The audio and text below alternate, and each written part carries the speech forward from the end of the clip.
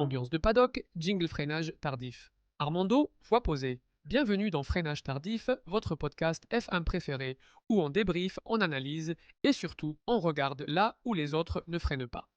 Aujourd'hui, épisode spécial sur Cadillac, le nouveau géant qui veut bousculer la grille de la Formule 1. Dans ce format court, plongeons dans le projet Cadillac. Technique, marketing, stratégie industrielle et ce que ça change pour la F1 de demain. Cadillac et Andretti, une alliance qui change la donne. Michael Andretti annonce son partenariat avec Cadillac. Et là, les choses changent. Cadillac entre en F1, mais c'est une guerre d'images contre Tesla, Porsche, B8.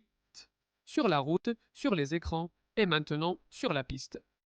Grand spectacle à Miami. Présentation de la voiture concept en marge du Grand Prix. Cadillac met le paquet niveau storytelling.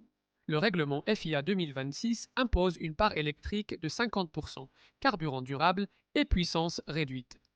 Cadillac travaille déjà sur son unité de puissance à Detroit. Fin 2024, Sergio Perez quitte Red Bull après une saison difficile. En 2026, il revient. Et Cadillac le signe. Ils cherchent un pilote jeune et talentueux.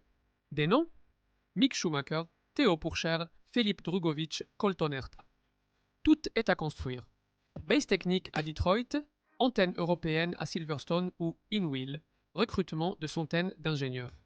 Cadillac face aux géants, rêve ou mirage. Des précédents: USF1, HRT, Caterham, Virgin, Haas. La F1 aura 22 voitures en 2026. Plus d'équipes, il y aura plus de spectacles, mais aussi plus de tension pour les droits TV. Outre Cadillac, Audi avec Sauber, Red Bull X-Ford, Aston Martin et Honda, Ferrari, Mercedes, Alpine. Cadillac a la puissance, l'argent, le savoir-faire. Mais la Formule 1, c'est plus que ça. C'est un sport qui humilie les orgueilleux. Merci à tous pour votre écoute. Si cet épisode vous a plu, partagez-le, commentez-le et mettez-nous 5 étoiles sur Spotify ou Apple Podcast. On se retrouve très vite pour un nouvel épisode de Freinage tardif. Et d'ici là, restez sur la trajectoire, mais freinez tard.